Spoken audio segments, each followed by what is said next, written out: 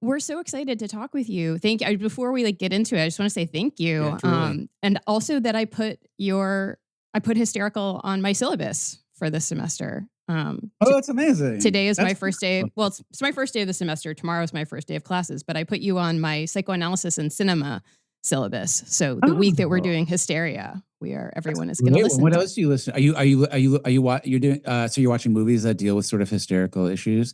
Are you watching Safe? We are not. I'm doing this with a colleague who runs film studies, so it's a co-taught. I'm bringing the psychoanalytic theory, she's bringing the film studies.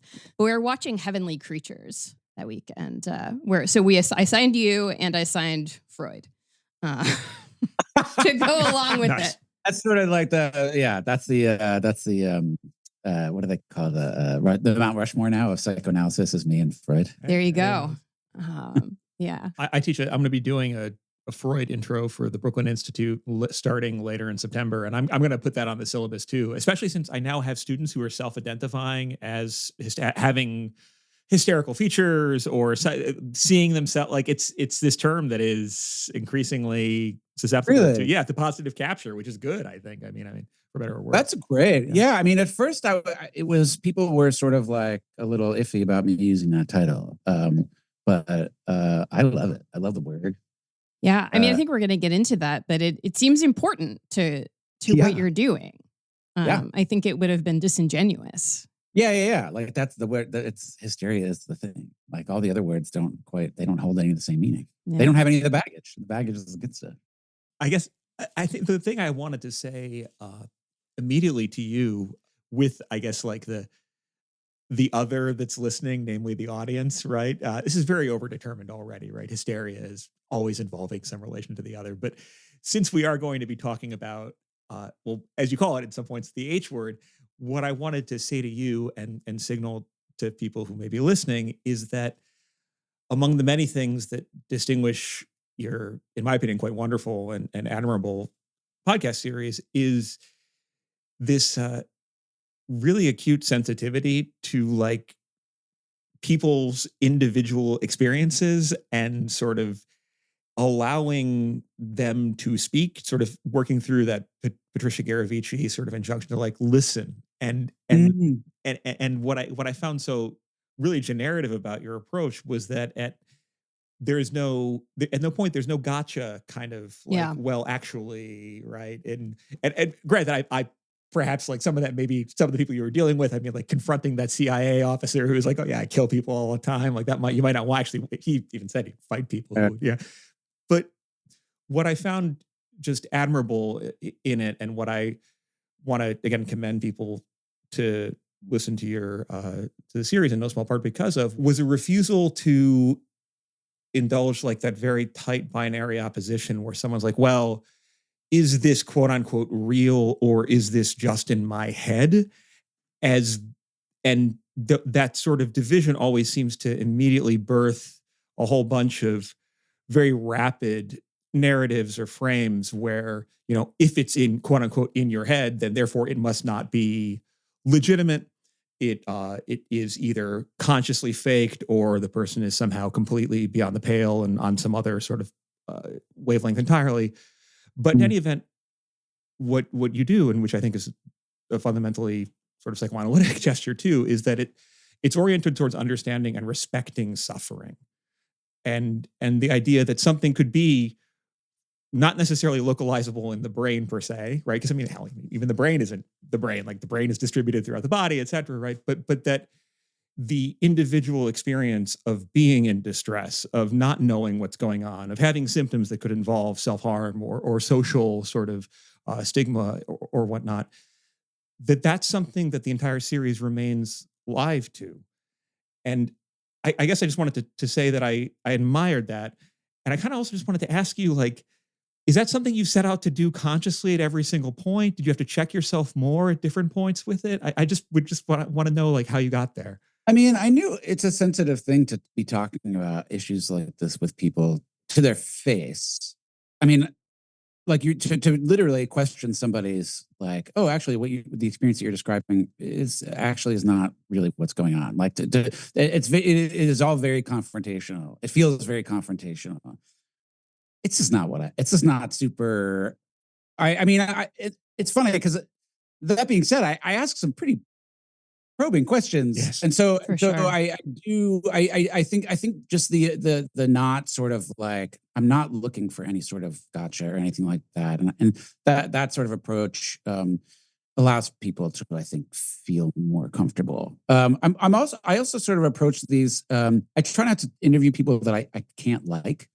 I really just, very few people, I don't want to talk to the really bad guy. And even the bad guy, like I've interviewed, like war crimes and, people who've killed and even those people I tend to like very often beside myself, because it just, I don't know. I just think it's a disservice to, it's almost like a lie to go in and sit down with somebody, but sort of be harboring bad feelings about them. So yeah, I do try to be just like open and let them describe their experiences to me, for sure. But it's also, hysteria is super interesting because like it's like part of it, in that even if I do confront them, their answer isn't necessarily like, this was all in your head. This was mental. This was psychological. This wasn't, it wasn't in your body. Even if you were to confront somebody with that,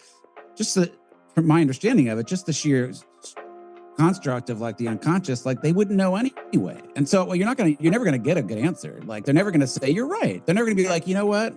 It's just conflict without any. You'll never get anywhere. So I'm glad that sticks out to you, and it's definitely something I try to do.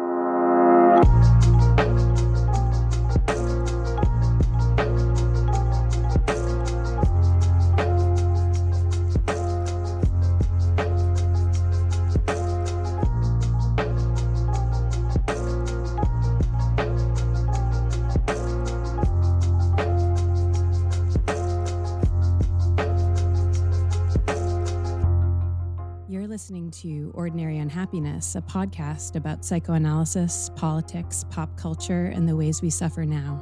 I'm Abby Kluchin. I'm Patrick Blanchfield. And today I am really delighted to introduce Dan Taberski.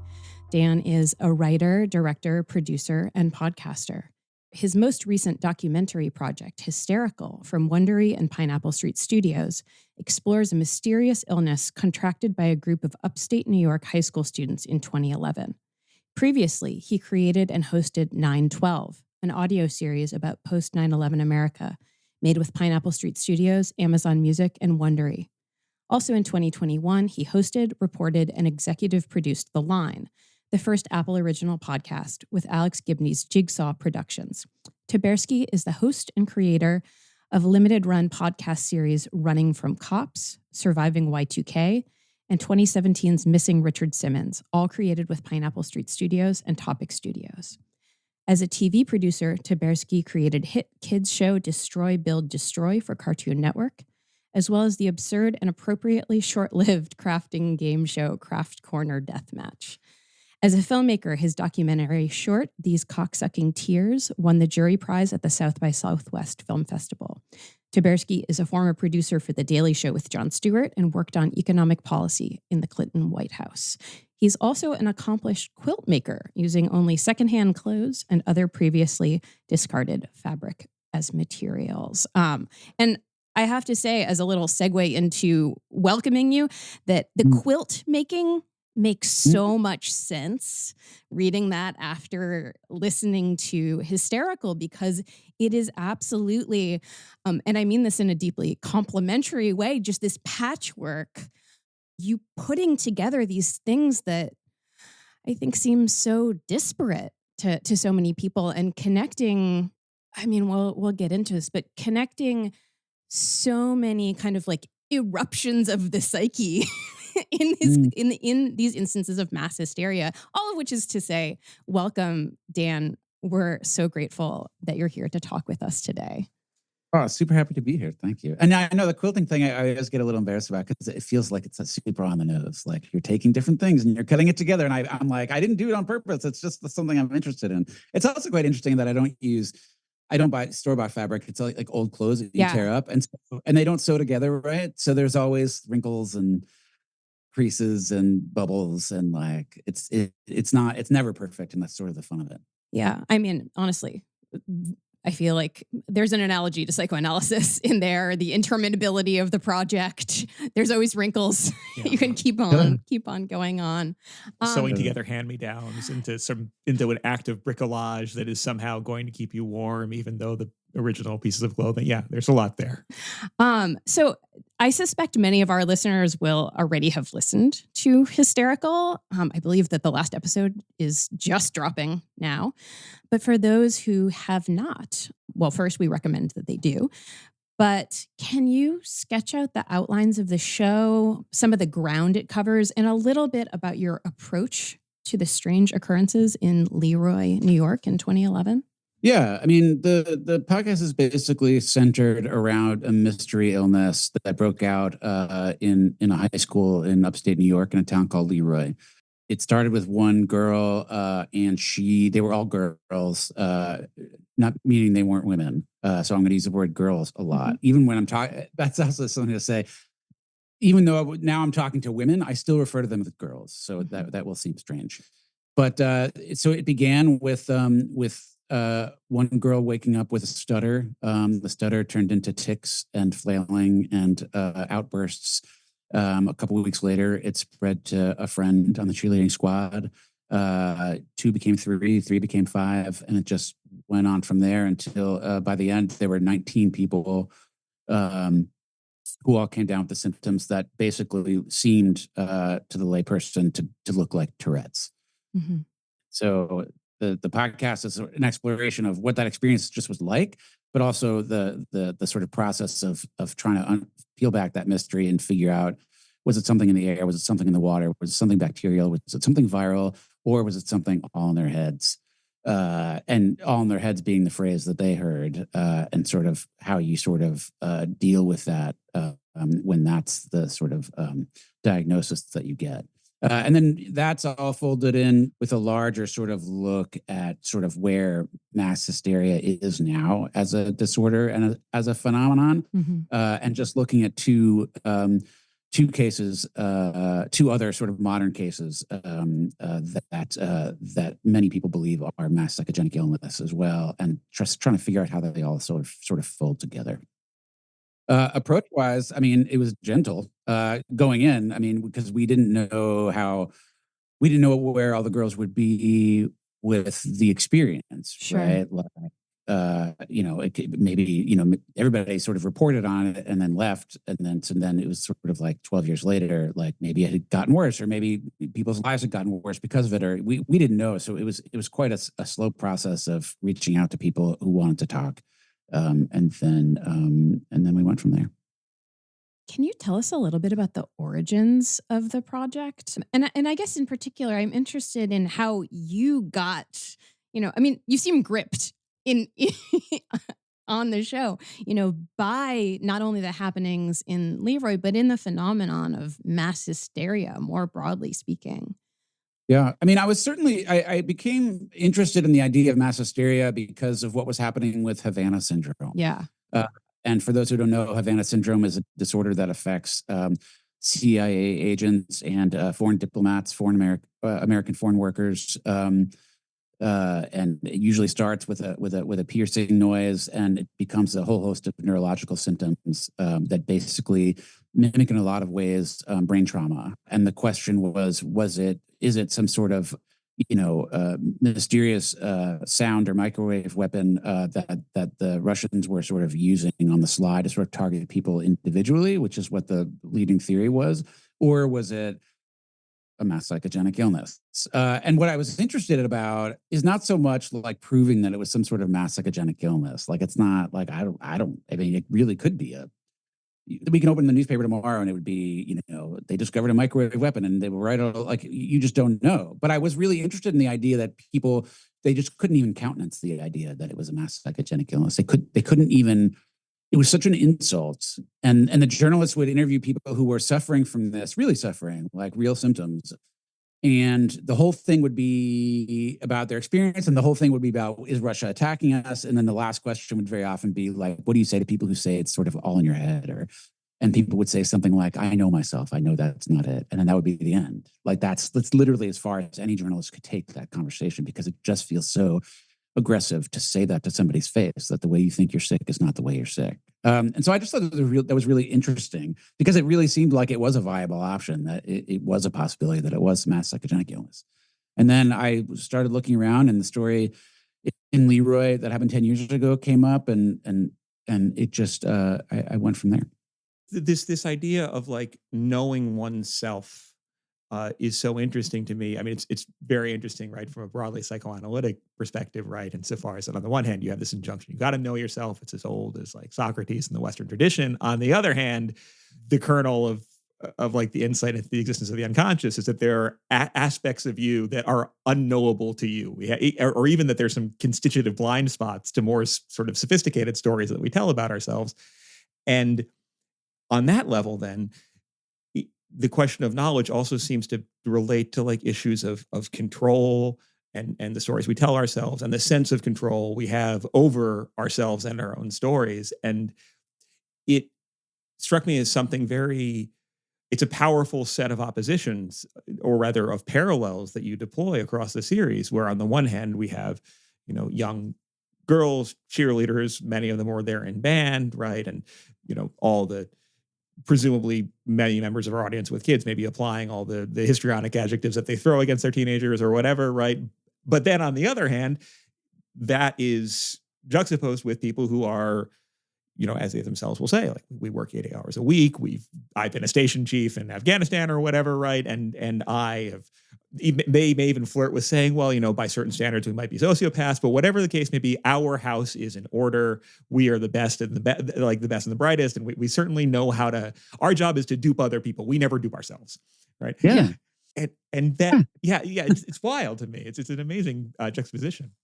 Yeah, and just that, and especially the gendered part, like the fact that most of the people who are suffering from something like Havana syndrome are men, and it's just not.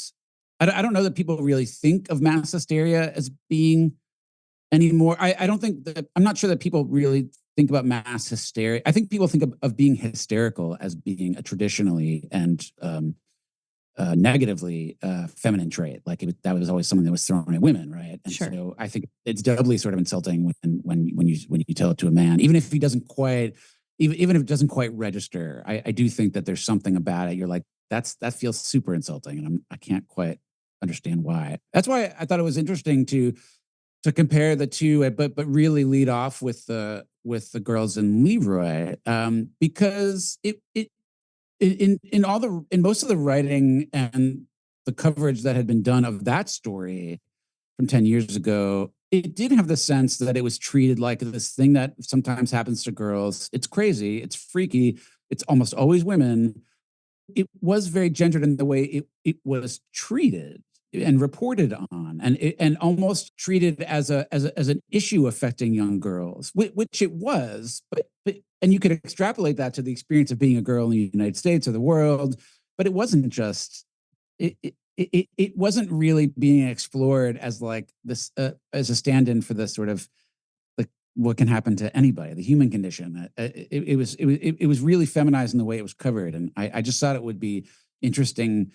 And also, it's the approach. I mean, very often, women reporters and women were addressing that issue, and I very often think they were probably assigned that very often. I think that's, and I think there was a little sort of like side eye at me when I was sort of like, I want to talk about this mass psychogenic illness happened to girls, because it did seem like something. Wouldn't it be better to have a woman sort of addressing these? And I thought the one thing I could bring to it by being a guy, and the one thing I wanted to do was really treat their experience as a stand for the universal experience, as opposed to just something that could happen to girls. And so that, comparing those two, Havana syndrome and the girls in Leroy, really sort of allowed us to do that, I think. What I found myself thinking as I was listening to the latter episodes was some way to articulate both the universality of like our susceptibility to conversion disorder or hysteria, on the individual level, but then also to sort of like social reactions to them, to sort of think about that as a collective sort of human capacity or a type of vulnerability, as I think the series really repeatedly highlights, but also to relate that to specific very cultured, but also individually experienced divisions between types of people and sort of gendered expectations and the like. And how I think between those two, or an interplay between like collective experience or experiences that are socially ratified or seen as universal, and experiences that are, well, variously gendered, or, as the example of Puerto Rico, and that you also get into, it gives us a racialized in various ways, that there might be some sort of, you can get the sense of some kind of structure underlying it. Well, the structure specifically about this disorder, right? And what I was thinking about here, and hearing you talk about the differing attitudes of CIA case officers and people reporting on them versus the attitudes of, again, young girls and people reporting on them, is this apparent association between the idea of being like a victim of or suffering hysteria and some sort of notion of passivity, right? And then passivity here being kind of feminized, right? This idea that, well, I keep hearing the CIA officer's voice being like, he doesn't say this explicitly, but being like, no, Jason Bourne does not collapse on a fading couch, right? Like that's like, he would use the couch as a weapon somehow. He would take out a half dozen carabinieri in like 2 minutes with it. Like, so, and yet also though, there's something about both in that disavowal, like this can't happen to me because, I am a badass spy, but also there seems to be in the ways in which when hysteria in populations of young girls or of women arise, that also seems to activate collective assumptions about femininity, about gender difference and different types of vulnerability, such that what would oftentimes emerge in the coverage are assumptions about, well, we need to protect these young girls. Someone is taking advantage of them, or they are mystifying us and taking advantage of us. Either way, it kind of reinscribes some sort of differences between people. Yeah. And for sure. And with the guy with the Havana syndrome, which was mostly men, there was a lot. I mean, it was an attack. It was immediately an attack. It wasn't just like, we don't know what this is. It was an attack immediately. Government sources, senators, saying, it's Putin's secret assassination and sabotage weapon. Symptoms of the mysterious illness, Havana syndrome. It's a covert sonic weapon. Is this the war of the future? There's a new generation of weapon being developed. What did doctors tell you? They came back and they said, yeah, you have a traumatic brain injury. Framing it as an attack seemed like a real important part of coping with mystery, and that if it's an attack, we can deal with an attack. We just fight back. We don't know what we're fighting, but we can fight back. And it's a very different vibe, right? To that the girls were sort of dropped into. That it was they weren't fighting against something. It was more in their own. It was more they were fighting against their own heads. They were fighting against their imaginations or something. Or yes, it was really, really fascinating to compare the two. And for those figures, it seems so much like there was something more palatable about dangers from without. We understand that. But the idea of danger from within, which is, or the unknown from within, which is, a sort of classic formulation of one of the major tenets, I guess, of psychoanalysis, which is, what we are constantly talking about on this podcast. The idea that we are in some robust way strangers to ourselves, that for the CIA operatives and we'll talk about this a little bit more, but police, prosecutors, the idea of this comes from without, and that is the only ground of explanation that is even thinkable, that is even tolerable. That's true. I mean, I get that. Yeah. I mean, it's certainly easier. Yeah, I would much rather have the enemy identified and pointed out, and even if it's imagined, just to sort of have something to fight against, as opposed to just sort of like, you're doing this to yourself. Even though the reductive ways of saying things, you're doing this to yourself, is not correct either. But that's immediately what it presents as when people tell you that it's a psychogenic illness. Yeah, well, I mean, I think the way that I think we would often talk about this is resistance, and I felt that. I actually really experienced that deeply every single time. I have to tell you that you said this could happen to anyone, and I was like, intellectually, I accept that, but not me. Like, I'm a philosophy professor. Like, I'm a very rational person. You know what I mean? I was like, and I'm sort of embarrassed that I'm having that resistance, but I felt it very, very deeply. And I was like, I see why you are saying this more than once, because your listeners have to experience that resistance. Yes, 100%. And there's also something about you're never going to, even if you say this could happen to you, there's something really sort of scary about it, because you still can identify the thing that's making it happen. It's just, you're still not giving anybody an answer. Yeah. It's somewhere inside your head. It's somewhere in your unconscious, or and that's just, that's a lot for anybody. It is. To deal. It is. Especially people who aren't sort of versed in any sort of psychoanalytic, which I am not. I didn't know anything about this besides what I do with my own therapist, and then the books I read to prepare for this. Before this, I had no sense of what it was actually grounded in. Yeah, well, we're really eager to ask you about that. And I must say, I was particularly excited to hear you talk to Jamison Webster, who, writes so beautifully about conversion disorder, and Patricia Garavici, whose work on like the Puerto Rican syndrome, and whose work on trans psychoanalysis. I mean, these are just fantastic scholars. They're cool. They were great too. Like I just liked them. So I'm very interested to hear you talk a little bit about how spending time, not only with figures like Charcot and Freud, like spending some time at the Salpêtrière, which will be a very familiar institution to our listeners, and also talking to folks like Jamison Webster and Patricia Garavici. How did that help you think about hysteria in general, and more specifically, this phenomenon that Hysterical zeroes in on, which is mass hysteria, conversion disorder, but not just in the individual setting, from let's say from Salem to Leroy and beyond. Yeah. I mean, the thing that was hard for me, and I think maybe Webster and Garavici both seemed way more comfortable with this, as I would imagine you guys are. But the idea that, as Jamison said something at one point, which really just keeps sticking with me. She said, what happens in your body, maybe this is something that you guys like talk to yourself. You guys might have even had this like tattooed on your arm or something. I don't know. But it was the first time I had sort of heard it put this way, that what happens in your body and what happens in your mind and what happens in the world are connected in ways that we don't always understand. Yeah. And you don't really get to talk like that as a journalist or as a documentarian. Like it's a very hard thing to show, to talk about, to capture.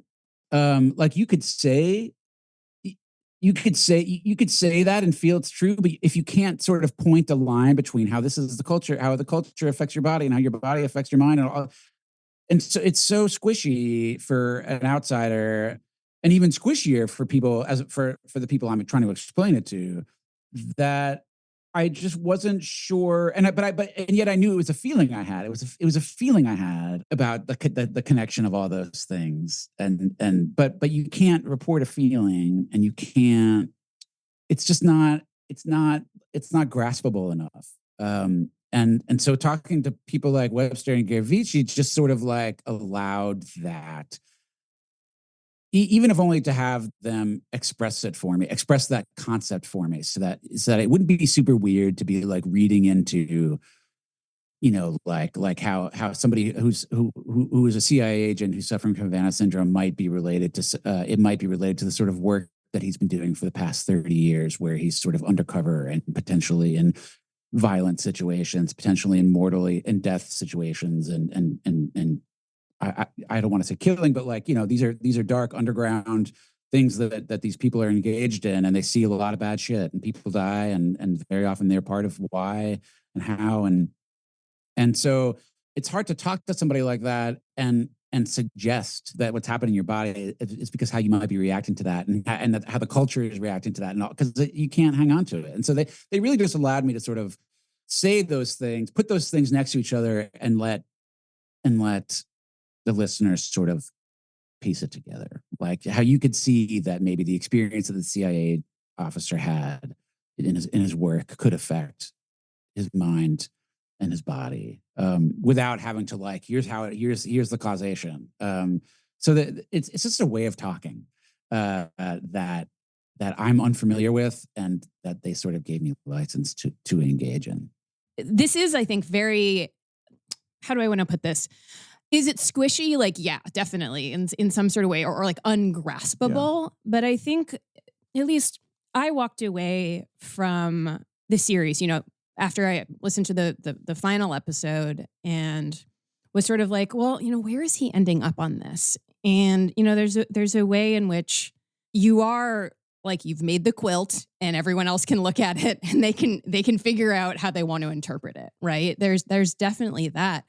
But I also, finished listening and was like, well, one, I think Dan Taberski is like actually pretty committed to the idea of conversion disorder as a meaningful explanatory ground for these phenomena. And two, that what you're doing in this series is actually deeply psychoanalytic, in that you are reading these phenomena as cultural symptoms. Yeah. And I think that that's like part of that quilt making is you're yoking together. And I do have like a more dedicated question for you about this shortly, but you're yoking together, again, Salem, Leroy, Havana syndrome, cops touching fentanyl in amounts that could not possibly in any organic way cause them to be harmed, and yet collapsing in ways that resemble an OD. And I don't think you're just like, hey, that happened. That's, you know what I mean? There is a kind of ongoing, like, this is meaningful in a way that we have to sit with. Not that we're going to resolve it, but we have to sit with it, and we have to think about, like, of what is this symptomatic? Yeah, and that the answer is not going. And in terms of the last episode, like, you're not gonna get an answer that you're satisfied with, which I'm always satisfied with. Yeah. I've never done a series where you get the answer, and then everybody always says, "Why didn't you get an answer?" And it's because there is no answer. Like, that's the beauty of it's the explore. It's getting closer to an answer, but you're never gonna quite get there. And so, yeah, that I definitely am familiar and comfortable with that feeling of not just putting things next to each other, and then you just like think about it for a while, and then it'll dissolve. I wanted to mirror what Abby was saying too, because I think in your method and approach, well, first there was like this acknowledgement we've already kind of been getting at, right? That having an answer isn't necessarily a solution. In fact, sometimes an answer can be a terrible, it'd be the last thing you want. Like you'll feel reduced to a diagnosis, or you'll be like, okay, but I still have this problem, right? This is very similar to what lots of therapists will talk about when they talk about, like, you don't want to deliver a premature interpretation, right? Where someone's like, oh yeah, that's exactly my problem, doctor. Thank you so much. And then they walk out, you never see them again, right? Oh, that's interesting. Yeah, that's interesting. It's got Freud in his early papers on transfers is like, you can give someone the answer, right? You can give them a diagnosis, but if you don't do it at the right time, right? If it doesn't land, if they don't on some level own it, right? Or it doesn't somehow activate something on a deeper level, then that could actually be the end of the analysis, right? Or they could they could have a flight into health or something else on that trajectory. He has, I have to interrupt you, Patrick, to say that he has this incredible, in this paper, we're obsessed with this paper, Observations on Transference Love, anecdote about exactly what Patrick's talking about, where there's a priest and an insurance agent, and the insurance agent is on his deathbed. And the priest ends up walking out, and the insurance agent dies unshriven, but the priest walks out insured. It's like a transaction where you're going to get these answers, but instead, I didn't get it at all. It's just like, oh, you expect the priest to come in and to convert this guy and be like, here are the answers, and no, the guy's still dying, and the priest is now like, but I got a great deal on my car from Geico, right? It's this kind of like, it is like this kind of. Well, it's a twofold thing, right? And then I want to tie this into like the method stuff, right? One is like, there's the problem of like, we really do like to rush to answers, particularly when they feel like they can be localized in something that we can see, or that someone with a credentialed discipline can give us, right? The person who occupies like that subject supposed to know type position, or is in the scene that comes up in the podcast series when one of the young women is on, was it Dr. Drew or one of those other sort of, the show that's like the uncanny repetition of she was on the show The Doctors, where the former contestant from The Bachelor was giving her diagnosis on stage. Right. And he's got the blue coat on, and then they show pictures of the brain. And like, your brain is Ponder, yeah. fine. And she's like, well, that's, and of course, she later has more complicated feelings about this, but a lot of us are like, well, oh, it's the brain. That's the answer. It's in the brain. And then we use certain metaphors like, oh, it's a chemical imbalance, et cetera. And this, reminds me of a lot of, if anyone who's listening, or, I can speak to some personal experience of like, has ever received a psychiatric diagnosis and then tried to explain it to someone else, or to like, well, seek recognition, which I think is probably the like wants your suffering to be sort of dignified, or explain what you're going through. Oftentimes, cards on the table and trying to explain to people like, well, I'm dealing with some depression right now, and their answer is like, well, have you considered like exercising or like just being happy? In other words, well, okay, maybe you should just try not being depressed.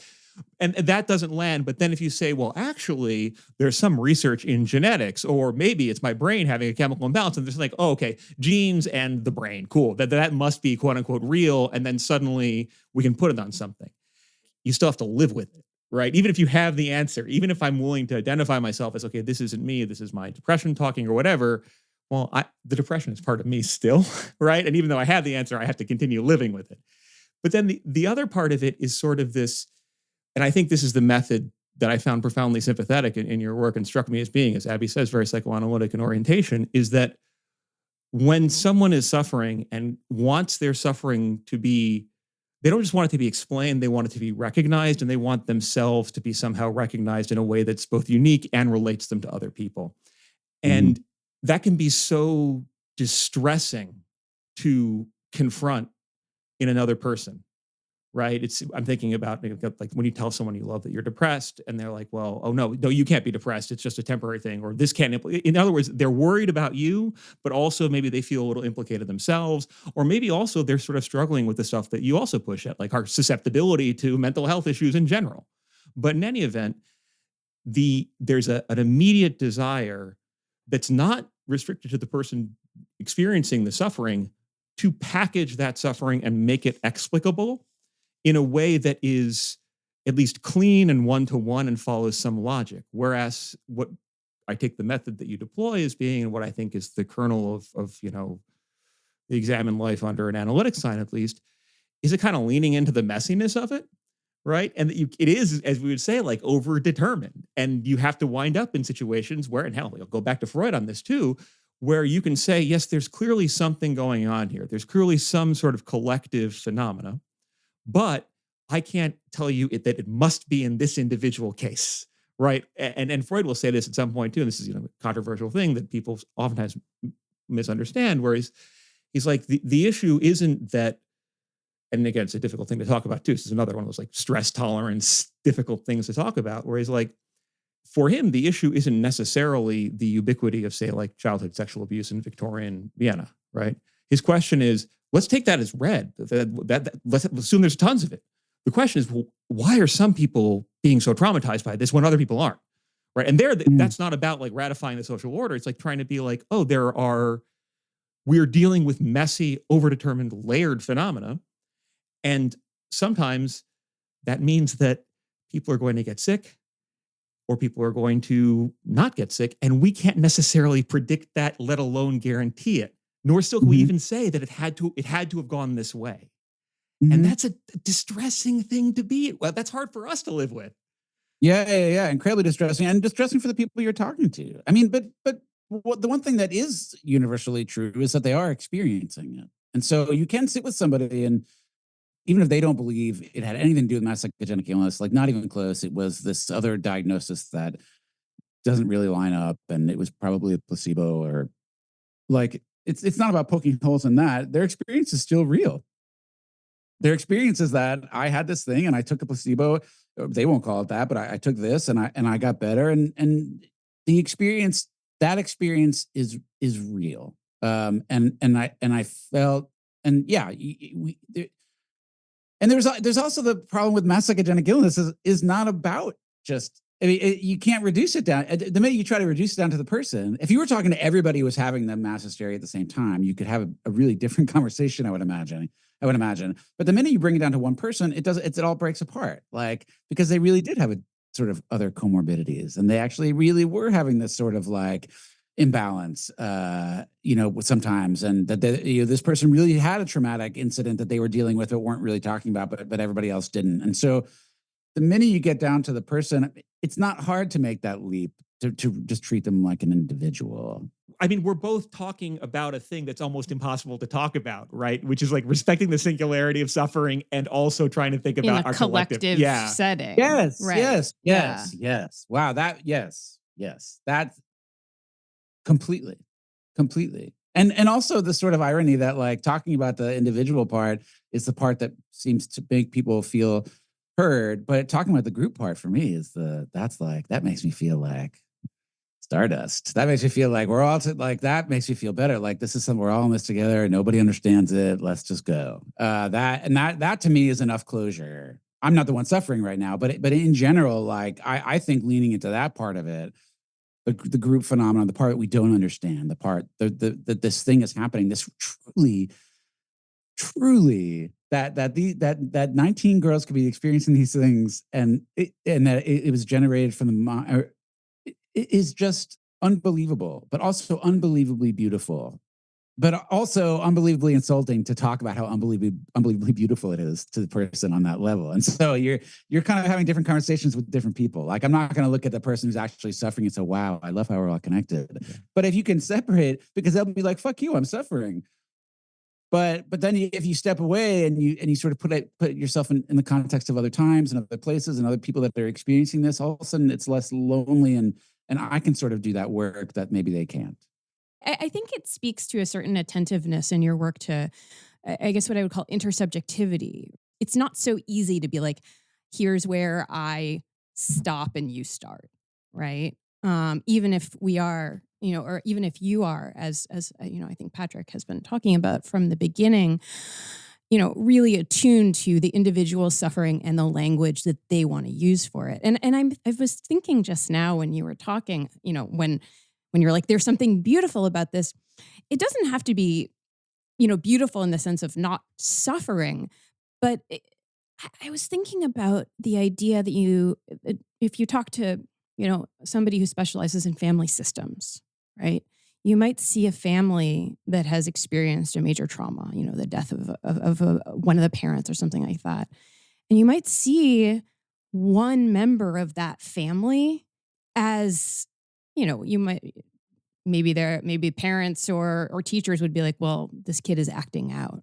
But is this the idea of the identified patient? Do you know what I'm talking about? Yeah.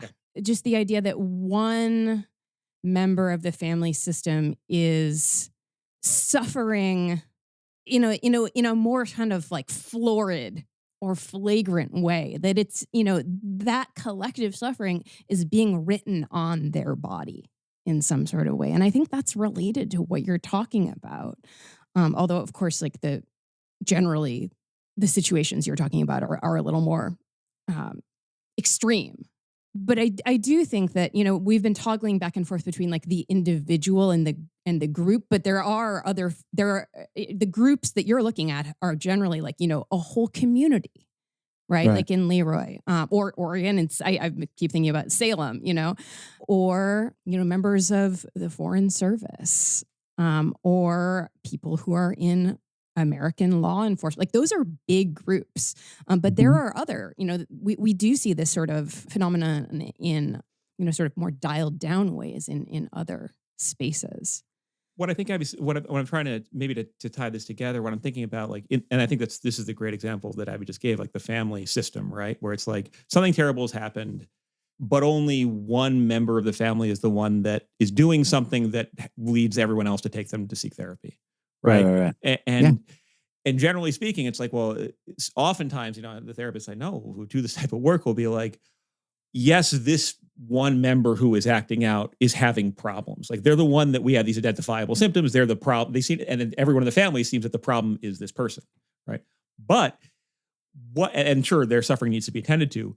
But what if the other members of the family are also suffering in different ways or not acknowledging some types of suffering, and in this way that is both beautiful and poignant and creative, but also tragic, painful as Yeah. hell. Someone else is. It's like the job of this one person in the system to do the enacting for everybody else, precisely because nobody else is processing it properly. And what actually gives somebody, like, what actually makes that person the person that Yes. that is sort of expressing all these things? And you're sitting I mean, there were a lot of girls in the school, and not all of them came up. You know what I mean? And so there was this sense of like, why am I the one? If this is what you're saying it is, how is this me?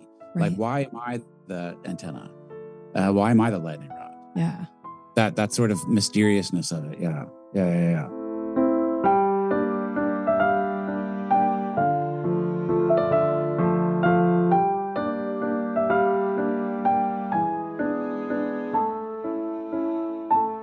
I really want to make sure that we get into two of the cases that come up in particular in later episodes.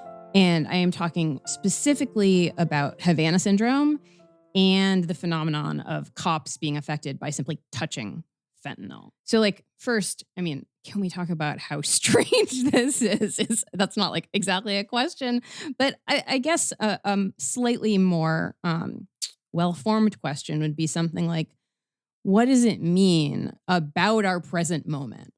In the sort of way of like, what's going on in Leroy? What's going on in the Foreign Service? What's going on with the police? When the symptom is this sort of, twisted inversion of traditional understandings of the gender and power dynamics that characterize hysteria. So if we're reading, like I was saying earlier, if we're reading symptomatically, what does it mean that agents of the state who, in material fact, patrol our streets with guns or are involved in covert operations abroad, that they're the ones who are hystericized in this way? Well, I also think, I mean, with the police, I mean, the one thing that we don't really get into is that, all these police officers and, prison guards and all these people are coming down with these symptoms because they're just even getting near fentanyl or barely even touching it, maybe a little bit of poofed in the air. Maybe somebody just has it on their body, like really like they're just not coming in contact with it. And they're having these overdose symptoms to the point where they're getting Narcan like over and over and over. There's just hundreds of videos of this, body cam videos showing it. I actually think it's instructive, and we didn't really get too far into this, but I think it's instructive to just remember how much bad shit police are seeing and not necessarily always responsible for. And I'm talking like policing as a system. That's talking about one thing, but like talking about a police officer who's seeing like these like people where fentanyl is ripping apart their communities, this is literally ripping apart their communities, 100,000 a year. Like this stuff is like, I mean, it's the most deadly, the ugliest, the slowest way to die, to kill a community. And that very often the police are in these positions where they get a call, they have to go, the guy's dying, you give him some Narcan, hopefully it works, it doesn't, he dies, that's it. Over and over and over and over and over again. And so these people are experiencing, witnessing that sort of traumatic thing over and over. And so it makes total sense to me that fentanyl would subconsciously or however you want to describe it, whatever the proper terms are, that they would develop this sort of fear, aura / like just terror around this thing. And sort of and that it would become symptomatic in the body. Like to me, that makes sense. But I see it as them experiencing the trauma as opposed to them causing trauma on people. Does that make sense? Which is the way a lot of police get often discussed, or usually get discussed as they should be. But in this case, to me, it seemed a little more. They seem a little bit more vulnerable to me. In that sense, that even police officers can have these things back up on you and come out in these ways. And I thought that was moving to me. I thought that was pretty moving. For what it's worth, I think we can square the circle, and I don't necessarily think the two things are entirely incompatible, right? Insofar as that, I mean, I do a lot of work on policing in other, writing in other contexts. And I think about like all the training materials, the memoirs I've read where, they're like, you're patting someone down, put on the gloves before you go into their pockets because there could be a loose needle in there, right? Or like that type of stuff, right? Which, I guess if you're going through someone's pockets, yeah, you probably want to be aware if you can get stuck with something, right? That's why cops ask. But also, too, I think a lot about like those training videos that cops are shown. I know some of your other work has covered this too. Like, that continual video that is played every single time of those sovereign citizens killing that police officer who pulls them over on a road and somewhere in the South, right? It's like every single time you pull someone over, you could potentially die. And simultaneous to that, too, is the imperative you have to control situations. Like your job is to show up generally on the worst day of someone's life, and you have to assert control. And you have to embody a whole series of contradictions in terms of your ability simultaneously to serve a community, but also to be afraid that anyone in that community can kill you at any moment, which is, an almost impossible load to bear. And then institutionally speaking, right, the nature of, let's call it like neoliberal institutional withdrawal or whatever, right? But cops are deployed to things that under another situation, we might send mental health workers or people who don't have guns, right? And so there is a way in which like, it's a combination of both material like circumstances of the community that they're in, but and of the jobs that they've been tasked with, but also I think kind of straddling both those, like a type of vision of control, or like that you have to be in control, simultaneous to a deep anxiety that you can't control everything, right? Yeah. And it does come back to, I mean, I should say, I feel remiss not saying this. I'm always struck by in so many of the more recent Boschcam videos that the symptom a lot of the cops always say is that they can't breathe, right? Which on the one hand, like panic attack, but on the other hand, I think like George Floyd, right? I think,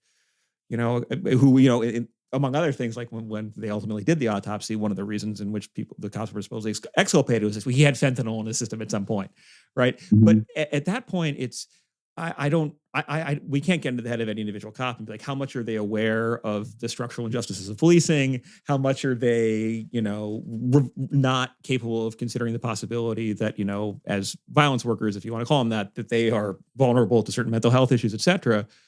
But that in any event, it's hard to imagine a more perfect sort of social symptom embodying all these contradictions that they are experiencing, but also that are being put on them, and that sort of collectively this institution, which is so much bigger than any individual, kind of serves up for us. But also just sort of exactly 100%, but also just that I think what amounts to the hatred of police in so many communities. Like I think there's a lot of levels of it, but I think what it must feel like to be a police officer and to be hated and to be doubted, to have your values doubted and your intentions doubted, regardless of what's actually going on. I mean, that's a lot. If I can like feel the pressure of that, of like walking down the street and just wondering what everybody's looking at me as, like, do they hate cops or do they not hate cops? And how, like, that just must be such an enormous amount of pressure to be sort of saddling in the situation, regardless of what you think about the situation. That it makes me wonder why it doesn't happen more, like with police officers to be in such a an imbroglio, like and to be in such a an untenable situation for so long. Well, it's maybe not surprising then that the symptom that we're seeing is collapse. And I mean, I'm thinking about the moment in, I don't remember exactly, maybe it's episode 4 or 5, where the prosecutor that you're talking to, who has never lost a case until then, literally collapses in a courtroom. And, she hasn't actually come into contact, most likely, with anything that could, in an organic way, where we could kind of like trace the etiology of like this happens because she touches this substance, right? The toxicologist. The science doesn't work that way. Right. It's not impossible, but it's pretty much impossible. Right. But it's so hard for me as somebody who is in the humanities, right? To like, again, that I'm an academic, not to read that, she's somebody she's prosecuting drug crimes. She's locking people up, and she's good at it. And again, this is not about the experience necessarily of individual prosecutors, cops, anyone else that's in the system. I'm talking about a symptom. I'm talking about the manifestation of the collapse of this thing that, as I think you've been attesting to, is untenable. So it's hard for me not to think about just the center does not hold, and the way that we see that, the way that we see these cracks is like people just literally fall. Right?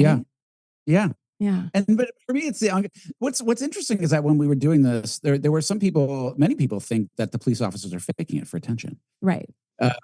Which I thought was that it had occurred to me, but I know people who really hold on to that, like that's not real. They know it's not real. They're doing it because they want that attention. And I can even see a situation where, like, I'm not trained in psychoanalysis, and so I don't really know how all this works. But I could see a situation where, I mean, if you collapse, people do they put it on the news, and people are asking if you're okay. Yeah. And after hate, all you hear is hate, hate, hate. And then they're like, "Are you okay? Like, what can we do? We support you. We want you to be healthy." Like that must feel good. And so that I could see that the result of the collapse would also create circumstances that helps you, that feels positive.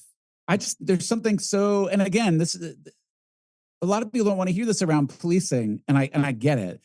But it really it breaks my heart a little bit. For anybody in a life that is so violent and complex and part of a system that you don't understand the system. Like, you're a cop, you're not running that system. You are part of it. Like, you're just moving along with the river. And to think you're potentially doing something good for the world, but maybe realizing you're doing something bad, and just like that just break on a personal level. I get the systemic part. On a personal level, I just find that so revealing, and so heartbreaking in a way. The term that comes to mind here from some of the literature on psychoanalysis and hysteria is this idea of like secondary gain, right? Which is like, just to gloss it for audience members, right? It's the idea of the symptom doing some work in the world that is efficacious, independent or sometimes related to, but in addition to whatever the underlying thing is that the symptom relieves, right? And so the example that oftentimes comes up, and this is one of the ones that again would also lead people at the time to be like, oh, they must be faking it, right? Are all these cases of the classic young woman hysteric, right? Quintessentially Freud's patients, right? They're lower middle, occasionally upwardly mobile, Jewish working class families, right? And in many cases, the specific woman who is generally an older daughter, right? She's a caretaker. She's a caretaker. She's had to take care of her dad, her father, who's been sick, and also crucially, in all of this, there's always some relationship to men, generally parents, but also to suitors.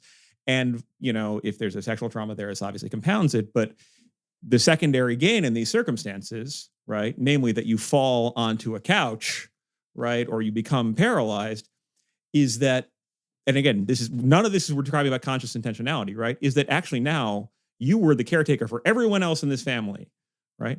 But now they have to take care of you, right? Your suffering is undeniable. For a brief moment, or hell, you even literally have to lay on a bed, and men are going to touch you because they're doctors, but they're not going to be pawing at you in the weird ways that maybe your uncle did, or that like these creepy guys you're dating did, right? So in some ways, like the secondary gain is it allows for the expression of suffering to come out in a way that, well, if a young woman would be like, I don't want to be a commodity in the marriage market, right? Or the secret about what happened in the family would tear the family apart, so I can't say it. Then they get that secondary gain. And that is, again, we're not talking about conscious manipulation here. We're talking about experiences of suffering and also of denied recognition, or of suffering in ways that are not legible otherwise. And so you have to express it in some other way. And here, I think, the cops, right? They, absent, bracketing the material fact, like, they'll get a pension or something, right? They clearly feel embattled. And I think, there are other hysterias and mass hysterias in the policing community that you can kind of track back to this, whether it be like the stuff about like snipers in the 60s and 70s, right? Where there were definitely snipers, but also the paranoia over snipers produced all these contagious shooting and type stuff, right?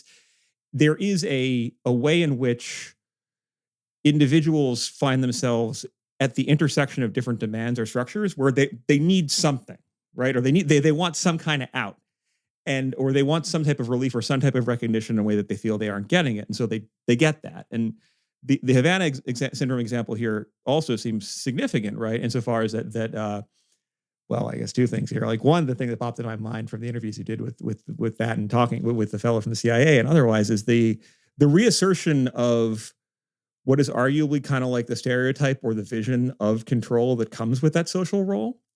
Right. So here, let me just basically, I'll be more blunt about this, right? A cop cannot be like, holy shit, I'm having a panic attack. Right. That like runs against our vision of cops. And a CIA agent can't be like, well, like many of the people who founded the CIA, who, Frank Wismer kills himself, right? Or, or any of the numerous people who had nervous breakdowns or would drink themselves into paranoid fits. I think of like James and Jesus Angleton here, right? You can't be like, oh, I'm another casualty of an institution that's designed around secrecy and manipulation, and eventually I'm breaking. You can't do that. Right. That just doesn't, I didn't accept that as a diagnosis or even an explanation for what I was experiencing, because that's not possible. That is possible, but it's not possible. For me, it's not possible on that personal level. You can't, it can't be an explanation for what's happening. It's not thinkable, right? And that, I found that so many of the people that you interviewed, and, I admired the way that you were just like, I'm going to let you have whatever story you need. You weren't like telling but them. I don't even mean that in a like, I mean, it is interesting to talk to you guys about this because I approach this from a different place. And I never really quite knew, I know the sort of that psychoanalysis and sort of narrative are related. Sure. It's not, I've never studied that or anything like that. And so most of what I'm doing is just sort of instinctual and just sort of what I'm interested in. Like if I'm going to sit down with somebody for an hour or two, like I just want to hear what happened to them. I can do all the other work. I can accuse them off camera. I can point out the inconsistencies of what they're saying some other time. But like to just be sitting next to somebody and be across from them for them to explain what's happening to you. I mean, clearly this is a thing you guys are familiar with, but it's just such a different. It's just such a different. The rules are different for me. And so it is interesting to let the things that you're expressing bubble up in the ultimate analysis, but to not make it the core of what I'm talking about to that one person. Yeah. Which I'm sorry, but I have to tell you is actually also a super psychoanalytic approach. There's a phrase, a really classic phrase of listening with evenly hovering attention. Evenly hovering attention. Yeah, isn't that a lovely phrase? Yeah. And we did this whole episode with Sam Adler-Bell from the Know Your Enemy podcast about Janet Malcolm, who writes about, journalism and psychoanalysis and, listening to, and of course, Janet Malcolm thinks that there are fundamental ethical problems with the position of the journalist to begin with, but also I think is really, really attuned to the way in which this listening to stories in a way that, other people simply don't have access to is a privileged position. It's an incredible thing to be able to sit with somebody and hear their story and hear what, and here I'm actually thinking about, I was thinking about this, allow me a little free associativeness, if you will. I was thinking about this essay by William James. So maybe it's probably from like the 1890s called The Will to Believe. And he talks about what he calls a live hypothesis, that there are things that for people are live hypotheses and dead hypotheses. And I was thinking about this when you're talking to so many, especially the folks who are in law enforcement or who are in the CIA, but also for many of the folks in Leroy, including the parents, not necessarily the people who are directly affected. Conversion disorder is not a live hypothesis. They cannot access it. It cannot be like a meaningful thing to them. They're like, I cannot entertain this. Yeah. And there is this way in which, so much of what you're getting at by, I think you are listening with evenly hovering attention, whatever. I mean, at least that's the part that I hear through in the produced version of the episodes. There is so much that's going on in terms of you investigating belief but also not imposing it. Well, there was such a. I will say there is such a.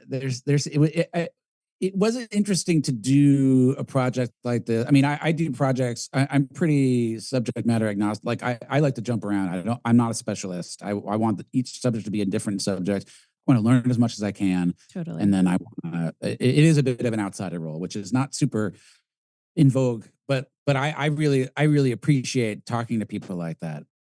So what became interesting in this one, because it was all sort of based, there was a lot of psychoanalysis and Freud and all that stuff. The idea, once you introduce the idea of the unconscious into a conversation and a documentary, it kind of does a lot of work, because then you're always listening to somebody and you're like, well, does she really mean that? Or what is she really saying? And like, all of a sudden you're looking for all the sort of like patterns and like the things that this person wouldn't recognize. And it doesn't quite happen normal in regular interviews. But the minute you're talking about the unconscious and you're talking to these people, it actually got to the point where I actually had to say at some point, I'm not like where one of the girls, Alicia, was saying, that she had not experienced trauma. She had not experienced a great trauma. And a lot of these girls were saying this, like, it was like normal teenage stuff. It wasn't like nothing really bad is happening that you guys are imagining. Imagine the worst. It's not happening. I swear to God, it's not happening. So you can't blame this on this trauma. But of course, the subtext, you're always listening. You're like, well, right. But is she telling the truth? Is she lying? Like, or what is subconsciously really happening or whatever? And to the point where I actually had to say a narration, do not look for a subconscious meaning in this, because this is not what this is. And so it does create this incredible sort of additional layer of just like listening to people in a more open way, that I did find very interesting. I remember that one bit where one of the interviewees, or perhaps their mother, is like, well, my daughter, perfectly fine, like just a normal 13-year-old girl. And I remember you say something like 13 is like the worst year in many people's lives, right? And it's a nightmare. Yeah. Like, that's trauma. Yes. Straight up trauma. Yeah. Incredible. But why would she, but of course, like, why would she react to this way by having all these symptoms where everybody else is just sort of doing their thing? It's amazing. Not to mention the trauma that just the mass hysteria itself is then causing. The minute it starts, that's the trauma. Like, you don't need an additional stressor. Like, that's happening. Like, the people around you are dropping like flies. Like, and so it just has this amazing self-propulsion, narratively, and also just like the disorder itself is amazing. Yeah, it makes me think about like, and a theme that's also emerging here too is like this question of like the legitimacy of trauma, or like or let's call it suffering, even, because trauma may be a little overdetermined, but like the suffering. I love that word. I love that you. What is the catchphrase of your podcast? Psychoanalysis, politics, pop culture, and the ways we suffer now. The ways we suffer now. I just love that idea. Like, who the fuck would listen to a thing about suffering? Like, it's so interesting. It's like you're really head on. It's what you guys do. You talk about suffering. Yeah. Sorry, I interrupted you. No, I'm glad you're here. I mean, like, but that does like there is like. There are these kind of gestures, right? And again, I think let's bracket the real world power differentials, which you do speak to a lot, right? Between, so, like the pressures on individual young girls, be they in New York, or in the example in Iran that you get into, or the ratification of power differentials that apply with agents of the state who get pensions, or the people who've actually received compensation from the government for Havana syndrome attacks that the government says weren't attacks, right? These are are big differences in power differentials. But I can't help but feel like there's some sort of complicated mirroring between like the CIA agent who's like, no, I've done bad things, or like I've done things that many people would think were bad, but I think they were good. I don't have any complaints about this. And in other words, I'm psychologically hardy. I'm otherwise fine, right? This cannot be psychological because my house is in order. And then I think about the young girls who are like, no, this sort of another type of like self-censoring apparatus or some other thing where they're like, no, I haven't had any big traumas, right? That they want to reassure you that they haven't been the victim of sexual violence, or also maybe what they're doing is what a lot of people I think will do in conversation, being like, well, other people have it worse. Right. I can't complain because God knows the horrible things I could turn on the TV to see. Right. And so there's like this kind of ingrained impulse to kind of disavow not even necessarily a specific trauma, but just like the fact that one could be suffering in a way that would find this type of expression, right? Like, and at that point, it almost becomes more legible to me that it would find a symptomatic expression, right? Like, it's like you can't, particularly if like there are other avenues that feel like they're not live options or are stigmatized, right? Like, yeah, I don't know. I'm thinking about like, you can't go full emo or whatever it is a kid can do these days, right? Like that would feel tired or played out or something, like, and you can't necessarily, and Lord knows, probably you have friends who have had horrible traumas that are like big deal traumas that would be like prime, like after school special stuff, right? And yet you yourself, like, I think about like initial heartbreaks, right? Or hell, even like literally the trauma of waking up one morning and it's like, it's real Kafka hours and suddenly your body is doing stuff that you would never thought that it would do. And you're like, what the hell is like, why am I sprouting hair here? I remember being like, what the hell is going on with me, right? Even if you know it's coming, right? That could be enough to like, that's right. That's real. That's real, but also like, but wait, to your level, it's like the way you discuss the world is real, but like, everybody else just walking around like you can't have trauma because you're sprouting hair down there. Like that's like there is a defeat. It's not even a misunderstanding. It's just sort of like or not understanding psychology and how it affects your body, whatever. It's just sort of like a rejection of like, it's a rejection of even all the chatter that happens around the ideas of trauma too. It's like, I'm not part of that. Like that's a whole other, because of those things it's conversations about trauma and how it affects people and how social structures are, all that stuff is a very certain type of talking that I think a lot of people look down on and don't want to be a part of. And so they're just not even willing to engage in that sort of conversation because it's not how they speak. Right. And which was the case a lot of the girls in that town, where a lot of the people in that town, it's a pretty blue collar. It's not how people are used to talking, and there's a lot of bad cultural associations with people who talk like that.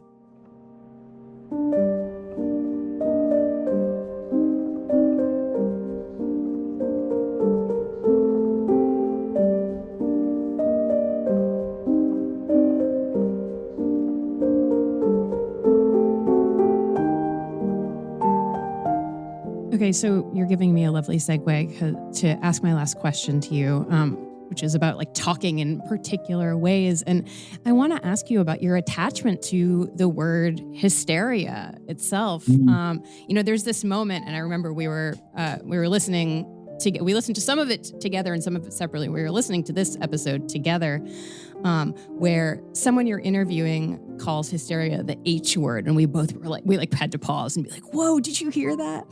And they're doing it for very good reasons. They're talking about how gendered this term is, how fraught its history is, how just completely overburdened with cultural baggage, right?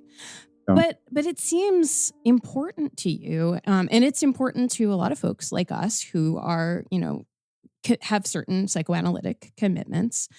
And, I think I said this before, but you're not just investigating this particular story in Leroy. You are doing much like Freud does late in his career. Like, you're putting culture on the couch. You're reading symptoms. And I want to ask about the language of hysteria. Is this project a sort of, reclamation of that term or idea? This as a sort of necessary descriptor for making sense not only of particular phenomena, but for understanding our current cultural moment? I mean, yeah, it was important for me to use the word hysteria or hysterical. To call it actually hysterical, because hysterical is targeted at somebody, right? Like you call somebody hysterical. Yeah. And that's even more offensive in its own way to people. Oh, yeah. And because I wanted to talk about being hysterical. I didn't want to talk about mass psychogenic illness. I didn't want to talk about conversion disorder. Like those are numbers in the DSM. Like they don't, it's denuded. You know what I mean? It's just like stripped of all the bad and good stuff. And I understand you're stripping it of its meaning because a lot of its meaning is really harmful. But I don't have to, so I wouldn't go around calling somebody hysterical in the real world. But I think doing a project like this, it's 7 episodes, it's self-contained. We all know what's going on. Like you've come here of your own free volition, like, and we're going to use the word because that's what's going on. Like it is hysteria. It is the person, what's happening to the person, what's happening in the culture, and with how their bodies are expressing it, and how we're reacting, and the situations we set up to make it worse, even though we don't know we're making it worse, but it so obviously makes it worse. Just the perpetual motion forward of it, like completely unstoppable. It's just so much more cultural than it is sort of a psychological phenomenon. I just didn't want to get. There are other people who can talk about it that way. But I wanted to talk about, I like to talk about the big soupy mess. I like the big soupy mess. I like, and I think that's something that me and my collaborators can maybe do. And I think podcasting can do really well in that you can talk to somebody and get their perspective, and the next minute you could be talking about something, zoom way out and then zoom way back in, and just like it's a little nauseating. But it just keep changing the focal length. Like it just puts all things next to each other and lets you sort of see connections that I feel like using the word hysterical, it's helpful to do that. And the journalist we didn't want is an amazing journalist, and she's like reporting for the New Yorker about girls, potentially being being subjected to gas attacks in their schools. Because of the politics there and the incredibly oppressive gender politics in a place like Iran, and that all that shit is real. And so for her, fact is important and precision is important. And so to use words like hysteria, that's not precise. That's not a fact. That might be truth, but it's not fact. And so she needs to be really specific. But I think that's not what I'm doing, and that's okay. And people know that's not what I'm doing. And so here you could just be a little bit more impressionistic about it and just kind of like use the words that evoke something instead of using the words that evoke nothing. And yeah, I think that's what I like to do. And I also think it's important. I like to do things where don't talk about it like you talk about it in public. Talk about it like you talk about it like with a group of people, of your friends, a diverse group of friends that you don't want to hurt anybody's feelings, but you also know that you're not going to hurt anybody's feelings by just like missing the wrong word or whatever. I think that's how you should talk in a podcast. And I think if I were with my friends, we would be using the word hysterical, and we'd be saying, "Oh my God, it's crazy that this happens. It's insane." And just the sort of like a more regular way of talking about it, I think is more appropriate in the types of conversations that I like to have. I don't think anybody's going to bring the word hysterical back, but it's nice to be reminded. And it's nice to, when you come up with new, obviously there's a lot of cultural baggage with coming up with new names for things so that you don't offend people and whatever. And so I'm also aware of that, but like, you also lose a lot of the richness of it, right? And like the history of it. Like hysteria is like, it goes back like hundreds and hundreds and hundreds of years and forever. And it's so like core, and like conversion disorder is not going to cut it. Like you got to use the word. You got to use the H word, I think. Yeah. I mean, the original, it comes, I know, I'm sure you know this, but I'm just for those of our listeners who don't, I'm sure we've talked about it too. The origin of that term is from the womb, right? The wandering womb. It obviously has an incredibly sexist history, but there is a way in which, by the way, Freud did not believe in the wandering womb theory. He was not a proponent. We were of on that. the same page here. Yeah, we were on the audience here. Just but like what I guess I want to say, and part of this is by way of thanking you for spending time with us and talking about this big soupy mess. Was that the phrase? Is I think that part of what you're doing is giving us some language to talk about the ways in which we're living in a sort of hystericizing time, and that is, it's plain language as you said, but it's rich, but it's there's Patrick always likes to say there's some cash value to some of the psychoanalytic terminology, and I think that's what we're getting here from that insistence on using this term. So thank you so much for being with us today, Dan. It was really such a pleasure.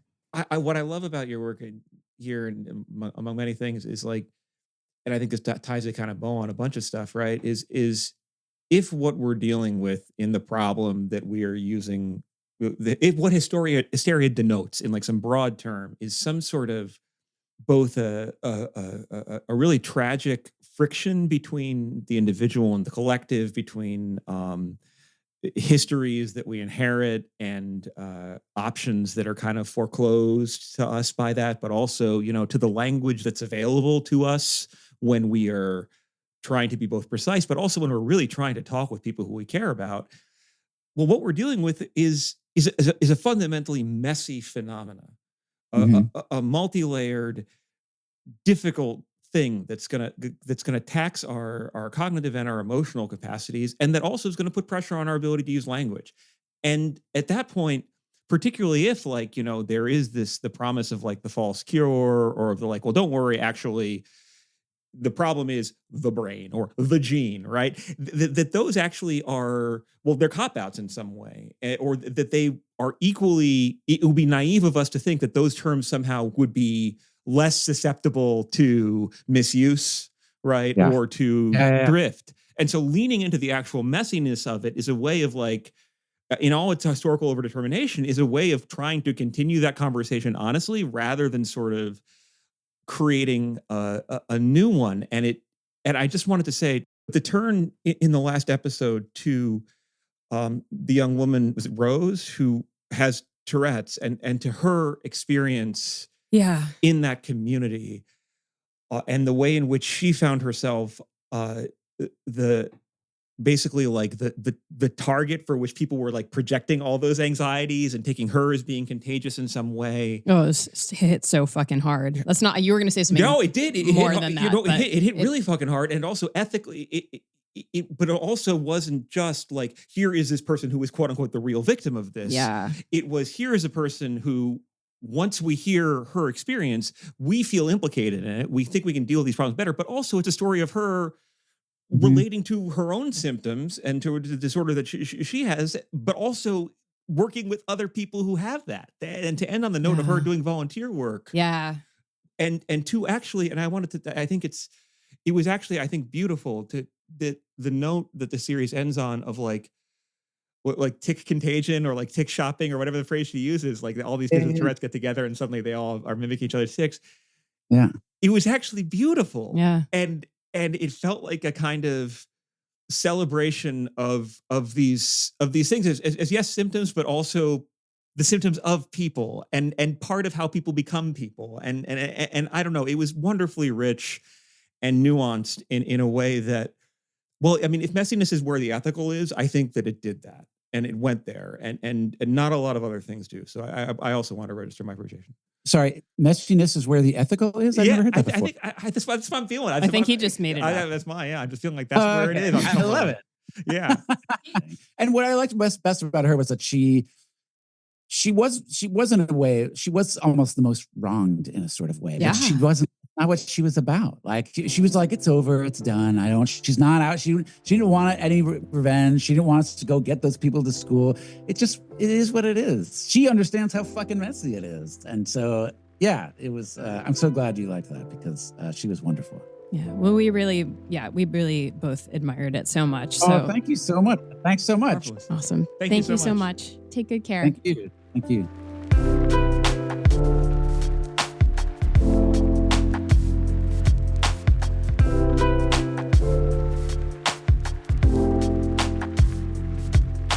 Thank you so much for listening, folks. Ordinary Unhappiness is completely supported by our Patreon community. That is how we are able to keep this podcast ad-free and running. If you would like to support the podcast and get 2 extra episodes per month of Ordinary Unhappiness, please come find us at patreon.com/ordinaryunhappiness.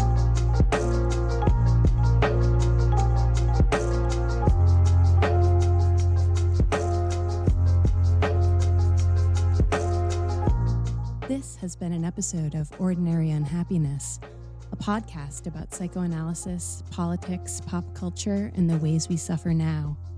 I'm Abby Kluchin, and today I was joined by Patrick Blanchfield and Dan Taberski. This podcast is produced by Dan Yowell. Theme music by Formal Chicken.